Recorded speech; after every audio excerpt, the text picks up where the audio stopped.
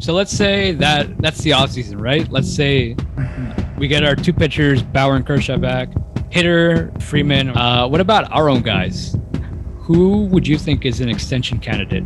How about Trea Turner? Trea Turner is interesting. Yeah. So what would a Trea Turner extension look like? Massive. Yeah. I think it's another $300 million. Yeah. 8 plus, something like that. Yeah. That one's interesting to me, because the thing with Trea Turner is that his number one tool is the speed. And we know that speed declines like really, really quickly once you hit your 30s. That's so I think true. So it's a large risk. It's a big risk because I don't think he's as good of a hitter as a Freeman or a Seager or a Soto. I don't think at all. So I think another reason how speed helps is that he gets a lot of infield hits because he's a burner. But when that starts to decline, that's less hits, that's the less batting average. He's never been a guy who walks a lot. Yeah. So that's a lower offensive value right there. The only thing going for him, I guess, is his power. But I don't know, it's strange power because I don't know. I'm not like a hitting expert, but for me, it just seems that, I don't know, it's a lot of quick wrists and quick hips. I don't know how he generates his power because he's not like this big, massive guy. And yet he had 28 home runs last year? Something like that. He did, yeah. But see, that's the other thing. It's interesting. We have to remember, we can't simply judge him based on one season, right? What if it's a breakout season? Because before that, his other seasons weren't necessarily as good, even power-wise. He had a decent number of home runs a couple of years before that, decent slugging.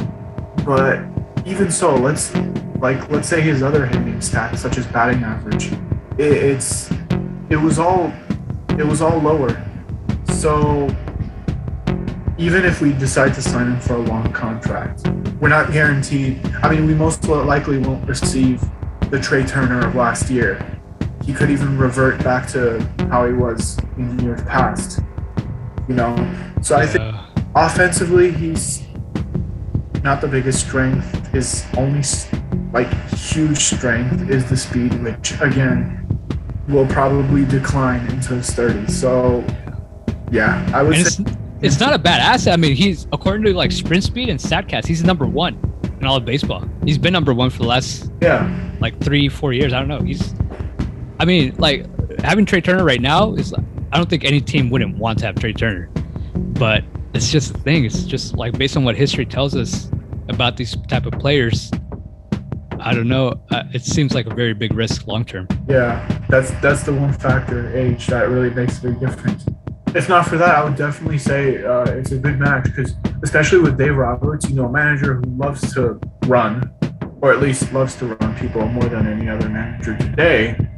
It's a perfect match. It's a match made in heaven to have a speedster like that on your team. But yeah, with age, with him slowing down, it's too risky of a contract.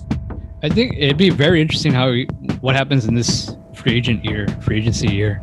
I would like, if I were to give him a big contract like that, I would like to see him kind of change the skill set a little bit at the plate, kind of try to walk more a bit. Yeah, I mean, he just never walks. And his strikeout rate is around a little above average, but it's not spectacular, So no, I don't know. If I'm giving a $300 million contract, honestly, I would really want to save that money for Soto, which is probably not going to be 300. It's probably going to be closer to 500 million, but that's the one guy I think right now in this era who's you do anything to get that guy, in my opinion.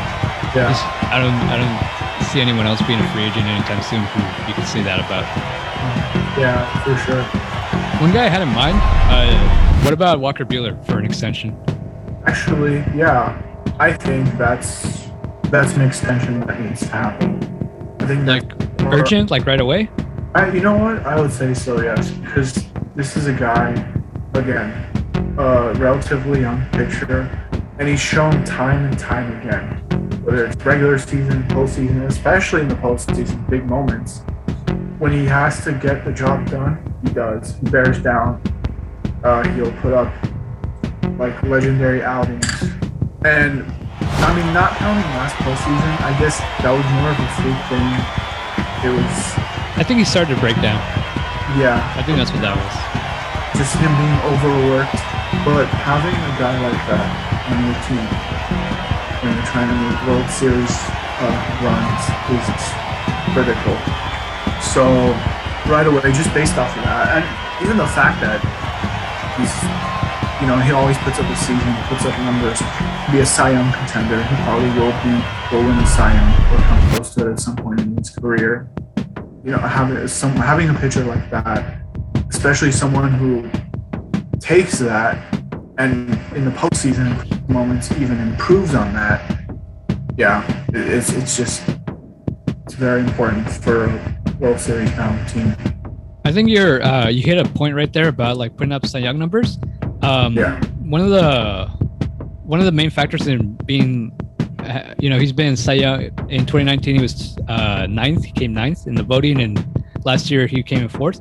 Part of that is you have to post. You have to be there, and he has been relatively healthy. Yeah. But what I want to do now is let's take a compare and contrast with Buehler and Julio Urías. So like, not numbers wise, but like contract wise. So right now Buehler is he's 27 years old. Yes. Right. Yeah. He's gonna be in his age 27 season. Julio is gonna be in his age 25. Okay. Walker right now has a service time of 3 years. Julio 4 years. Julio would be a free agent after 2024. Buehler after 2025. Buehler has less innings. No, Julio has less innings. He has 424 innings compared to Buehler's 573. The thing with Urías though is he was hurt. He had a major shoulder surgery already back in 2017. He's been relatively healthy since then. He was on DL stint for 10 days this past season, but I think that was a more precautionary thing. I don't know. That whole workload thing is interesting because you got a guy who Julio, he has less innings, but he has a history, that big injury history. But then you got a guy like Buehler, who has a little more innings, but he's been relatively healthy. But what if when you sign him, that workload starts to catch up to him? So like, I think it's a really, like, I don't get paid to do that. It's really interesting, like how they time that between injury and workload when they're about to sign a guy. I think I'm with you though. I'd probably sign Buehler right now over Urías. Yeah. Even though Urías, I think, is more urgent because he's a free agent 1 year earlier. One thing about Urías is he is a Scott Boras client, so it's already, it's going to be a big, hefty payday. I think Buehler is a little more, he's willing to work with the team. He signed like a $4 million contract for 2021, 2022. So like, I mean, that's way below what his market value would be. So I think Buehler would be more willing to work with the Dodgers in getting a reasonable deal. Maybe, I don't know, because guys like him, Ace, freaking top 5 in the Cy Young, they get paid $30 million a year, easy, right? Yeah. What if we do $20 million a year for 5 years? So this season's already covered, but what if after his age 27 season, that'll take him into his age 32 season? So he'll still be like kind of relatively young, and we lock him up for 5 years. 20 million is a lot of money, but compared to the type of caliber pitcher he is, maybe not. Maybe it's just fair. It's a great deal for the type of pitcher he is. Yeah. I would definitely say that would be, if the Dodgers can pull that off, that would be the best thing they could do. One of the best things they could do in this offseason. Yeah. One thing that's interesting about Buehler too is he didn't strike out as many people last year. He had a 9.2 strikeout per 9 compared to previously he had 10.6 in 2019. I think what I did notice with Buehler is his fastball was a lot slower. It was like around 95 average fastball, which I mean, I noticed that too. It's fast, but I mean, compared, he was in 2019, he was around 96, 97, I think. And I don't know about you, but just like a rough memory, I didn't really see him pumping gas. I didn't really see him pumping triple digits during the postseason. And oh no, in the postseason, I'd say he was just as slow, if not slower. Yeah, so that's interesting because I noticed that throughout the regular season, but I thought it was more like him trying to preserve his energy for the postseason, for when it really mattered, but it never really came out to be that way. Yeah. So I think that's interesting. That might be an interesting development, but I don't know. The Dodgers know more than we do, obviously. That's true, yeah. So Turner, Buehler, I think right now the only other guy probably would be Urías to extend, who's the only other real candidate. He's eligible for arbitration. Some sites think he's going to get around $8 to $9 million for this season. What if we buy out his final arbitration years, $30 million for 3 years? 22, 23, 24. Yeah. 10 million, maybe 12 million per year, 36 million for 3 years. I don't know, something like that. With a club option, maybe keep him around for another year. If he doesn't want to accept that, screw him. Whatever. Yeah.